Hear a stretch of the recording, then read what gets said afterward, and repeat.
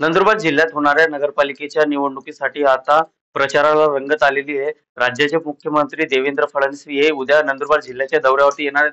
नंदुरबार जिल्ह्यात 4 नगरपालिकांच्या निवडणुका आहेत आणि या निवडणुकीसाठी भाजप आता पूर्ण ताकदीने उतरले असल्याचं दिसून येत आहे. त्यासाठी उद्या राज्याचे मुख्यमंत्री फडणवीस हे स्वतः येणार आहेत आणि प्रचार सभा घेणार आहेत.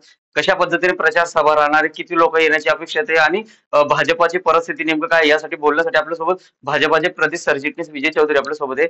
भाऊ काय सांगणार, कशा पद्धतीने उद्या सभा होणार आहे, किती लोक येण्याची अपेक्षित आपल्याला? बघा की राज्याचे लोकप्रिय मुख्यमंत्री आमचे नेते लाडक्या बहिणीचे देवा भाऊ हे उद्या शहाद्याला दुपारी 1 वाजता येत आहेत आणि त्यांचा मार्गदर्शनाखाली एक विशाल सभेचे देखील या ठिकाणी आयोजन केलेलं आहे. आदरणीय देवेंद्रजींचे विचार, राष्ट्रवादी विचार, विकसित महाराष्ट्रासाठी त्यांचं असलेलं स्वप्न आणि शहाद्यासाठी त्यांची विकासासाठी असलेली भूमिका ही उद्याच्या या सभेमध्ये जे काही ते बोलतील त्याचं रूपांतर विजयामध्ये या ठिकाणी होणार आहे. आमचे नगराध्यक्षाचे उमेदवार मकरंदजी पाटील आणि आमचे नगरसेवक सगळेचे सगळे 100% आदरणीय देवेंद्रजींचे त्या ठिकाणी भाषण झाल्यानंतर त्यांचे विचार ऐकल्यानंतर 100% विजय आमचा त्या ठिकाणी पक्का आहे.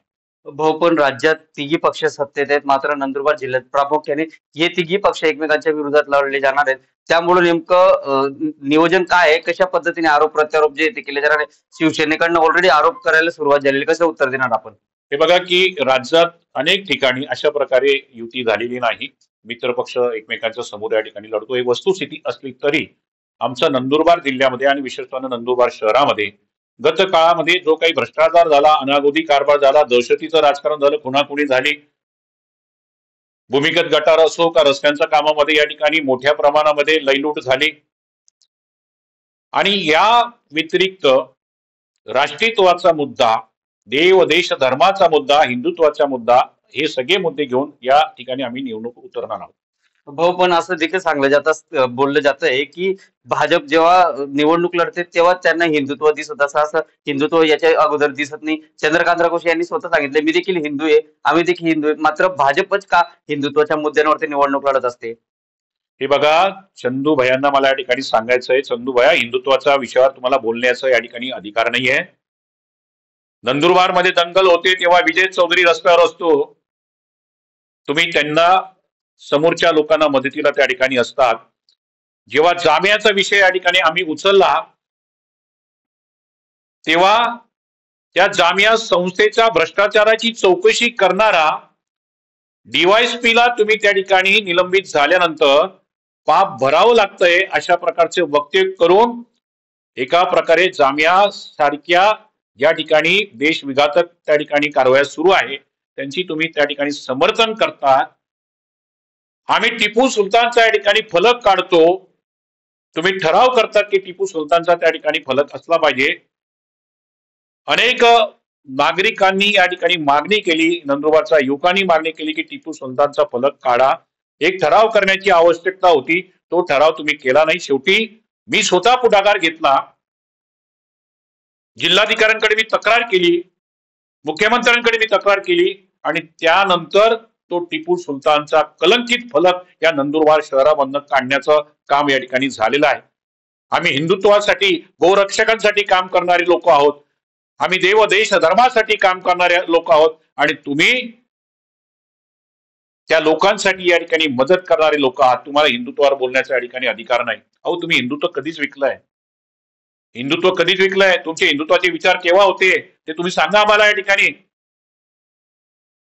कोणत्या दिवशी तुम्ही हिंदुत्वाच्या बाजूने या ठिकाणी बोललात हे तुम्ही आम्हाला सांगा आधी, मग बोला आम्हाला.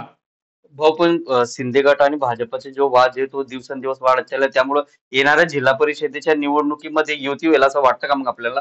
हे बघा, आता तुम्हाला मी स्पष्ट सांगतो की कुठल्याही प्रकारची आता युती नाही नाही नाही. मग ती जिल्हा परिषद असेल की पुढच्या येणाऱ्या कुठल्याही निवडणुकीत असेल, युती होणार नाही. समजा भाऊ शेवटचे प्रश्न, आपल्या उमेदवारांना धमक्या दिल्या जात आहेत शिंदे गटाकडनं, काय प्रकार आहे नेमका हा?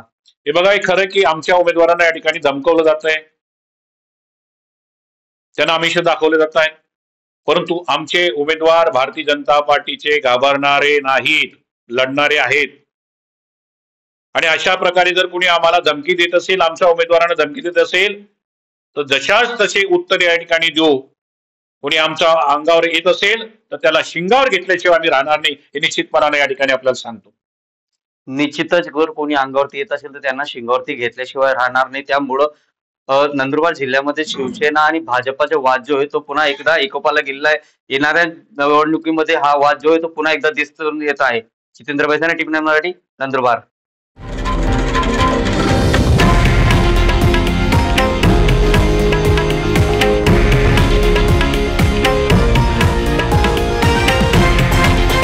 हे आहे देशातील नंबर 1 न्यूज नेटवर्क आणि आपण पाहत आहात TV9 मराठी, एकमेव.